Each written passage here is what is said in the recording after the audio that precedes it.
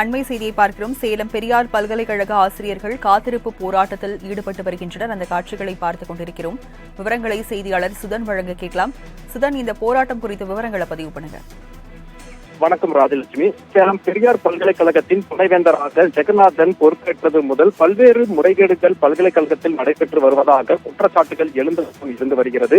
குறிப்பாக பல்கலைக்கழகங்களில் பணி நியமனம் செய்ததில் முறைகேடு நடந்தது, பொருட்கள் கொள்முதல் செய்தது மற்றும் மென்பொருட்கள் கொள்முதல் செய்தது என பல்வேறு நிதி மோசடி நடைபெற்றதாக புகார்கள் எழுந்ததை தொடர்ந்து இது தொடர்பாக விசாரணை நடத்த தமிழ்நாடு விசாரணை குழு ஒன்று அமைக்கப்பட்டு விசாரணை நடந்து வந்தது.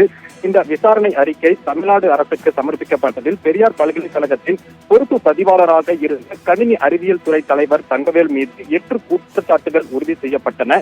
இதையடுத்து தமிழ்நாடு அரசு அவரை உடனடியாக பணியிடை நீக்கம் செய்து சட்ட நடவடிக்கை மேற்கொள்ள வேண்டும் என பல்கலைக்கழக கடிதம் அனுப்பி 2 முறை கடிதம் அனுப்பியும் கூட குற்றச்சாட்டிற்குள்ளான அதிகாரிகள் மீது எந்த நடவடிக்கையும் எடுக்காமல் கடந்த மாதம் 31ஆம் தேதிக்கு பணி ஓய்வு வழங்கி விடுவிக்கப்பட்டார். இதைத் தொடர்ந்து துணைவேந்தரின் தொடர் முறைகேடு நடவடிக்கைகளை கண்டித்து தற்போது பல்கலைக்கழக ஆசிரியர் சங்கத்தினர் மற்றும் தொழிலாளர்கள் சங்கத்தினர் பல்கலைக்கழக நுழைவாயிலில் அமர்ந்து ஒரு தர்ணா போராட்டத்தில் ஈடுபட்டு வருகிறார்கள். தொழிலாளர் சங்கத்தின் சட்ட ஆலோசகர் இளங்கோவன் தலைமையில் 100க்கும் மேற்பட்டோர் இந்த காத்திருப்பு போராட்டத்தில் கலந்து கொண்டு பல்கலைக்கழக துணைவேந்தரை கோஷங்களை எழுப்பி வருகின்றனர். மேலும் தொடர்ச்சியாக இந்த முறைகேடுகளில் ஈடுபட்டு வரக்கூடிய நபர்கள் மீது நடவடிக்கை எடுக்க பல்கலைக்கழக சட்ட விதிகளில் மாற்றம் செய்ய வேண்டும் எனவும் இந்த போராட்டம் வாயிலாக தமிழ்நாடு அரசுக்கு கோரிக்கை வைத்திருக்கிறார்கள்.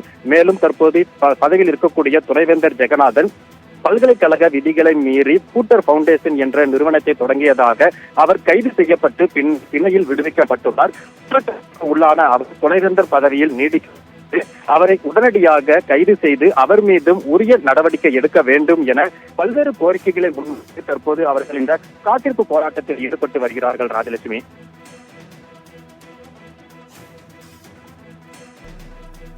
விவரங்களுக்கு நன்றி சுதன்.